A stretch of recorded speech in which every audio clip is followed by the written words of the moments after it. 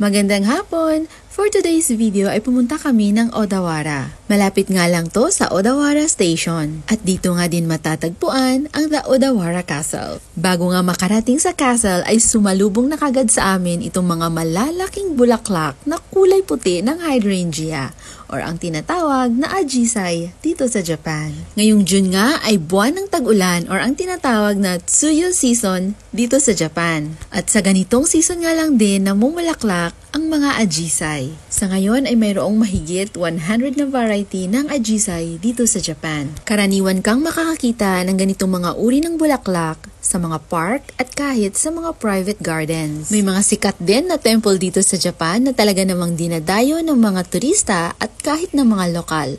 Tulad na lang ng isa sa pinuntahan ko, ang Kamakura Migetsuin at ang Hasedera. Dito nga pala ay free entrance, maliban na lang kung kayo ay papasok doon mismo sa castle. At ngayong season nga ay hindi lang ajisai ang namumulaklak, pati na rin ang iris or ang tinatawag na Hana Shobu dito sa Japan.